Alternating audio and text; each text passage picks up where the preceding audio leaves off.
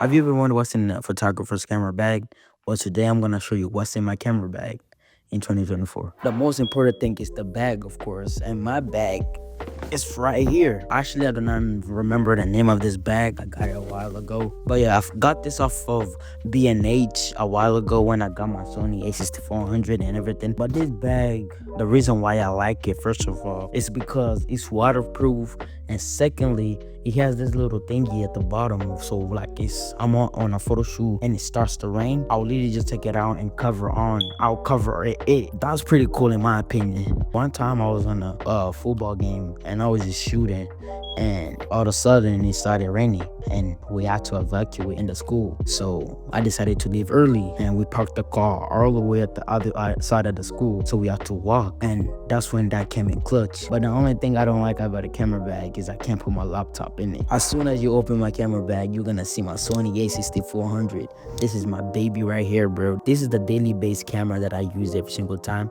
for photos and videos, but really I do for photos. It's a very great camera, man. I will do a more in-depth video on this camera soon. Just wait. It's a very great camera, bro. 4K. It's really great. You got a flip out screen, so if you're like vlogging, whatever, you can see yourself vlogging and stuff. So I really recommend this camera. It's really lightweight also, so it's not like bulky and stuff. And like, really, look, I can literally fit it in my pockets and no problem at all. So like, that's why I really like this camera, because like, bro, it's just the best. Pairing up the Sony a6400 is my 15mm lens. Every photographer has this lens. I'm telling you, it's like literally the best lens ever. First of all, it's 50mm. Second of all, it's really cheap. It's $100 and something. I got this. It was $100 and something, and it was on sale too. I really got a very, very good deal on this. It's a very good. I use this mainly for portraits, and the f-stop on this is pretty good. It's a f.8 f-stop, bro. The f-stop is basically the blurry background. Photographers and just people, y'all be loving that blurry back. The photos just be sharp and everything. I really love this lens. This is like my #1 lens that I would recommend if you're starting off with like portrait photography. Go with this. First of all, it's cheap.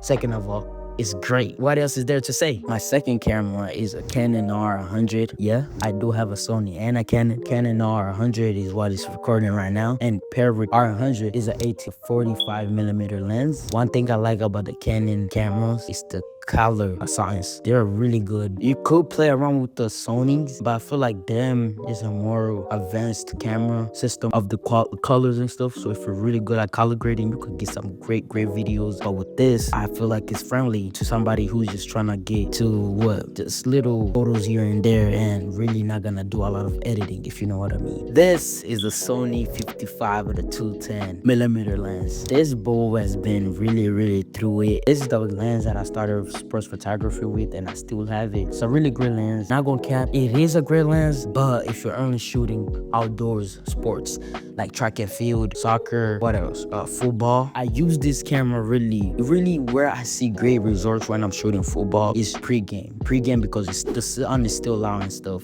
so you can get some really good results. But when the game starts is really when, because now the sun went down and now the lights are on, and the f-stop on this is really bad. It's not a fixed f-stop, so when you zoom in it goes up, and when you zoom out it goes down. So it's a 4.5 to 6.3 f-stop, and it's not that great, you know. And that's why I'm trying to upgrade to the 70 to 200. I know. It's a big step up if I really do it, bro. Not gonna care. Next thing you will find in my camera bag is this SD card holder. You do not know how a life changer this thing has been. First of all, it can hold 12 cards. You really do not know how big of a deal that is, bro. When I didn't have this, my SD cards were everywhere in my camera bag, and really, you don't want to do that because it's not really the best thing ever, bro. First of all, if you're coming out from a shoot and you just leave your SD card and it's get lost, your whole stuff is gone, bro. Like literally everything that you shot that day is gone, just like that. These things are really easy to lose, bro. Look at this. That's why I would recommend you getting an SD card holder, because why? It's the best investment, man. Very durable, as you can hear. Next thing is a cleaning kit. I know there's dust on that camera. I know there's fingerprints on your lens and stuff. That's why I will invest in this cleaning kit. It comes with a wipe. You can wipe your camera screen and your camera lens. It comes with this brush. You can brush off dust. It comes with lens cleaning tissues. Bro, it comes with everything, bro. You can see, even come with the wipes and dry thingy, bro.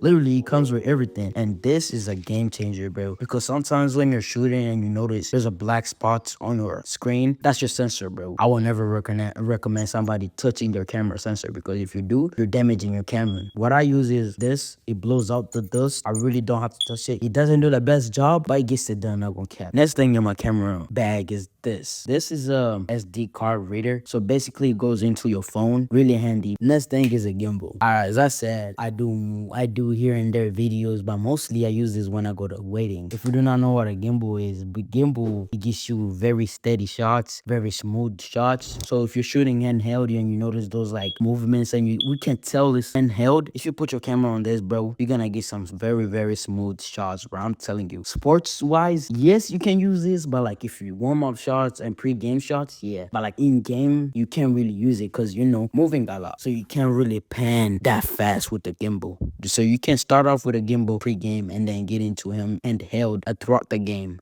The next thing in my camera bag are batteries, because you can't really power your camera without battery. Usually when you buy a camera, it comes with a battery, but you cannot rely on that batteries. What I recommend is investing to like 3, 4, 5 of them, as many as you want. That Sony a6400, the battery life on that is really bad, bro. It's really horrible. Along with batteries, you need a battery charger. This is a Canon one. I know this only has 1 slot, but I will recommend you getting those ones that have like 3 slots, because why you can charge your camera batteries at once. That's really what's in my camera bag, and that's what I take every day when I go to shoot sports photography, portraits, or anything else. If you guys enjoyed this video, make sure you subscribe, like, follow my Insta, German Pro Films, and I'll catch you guys in another video. God bless.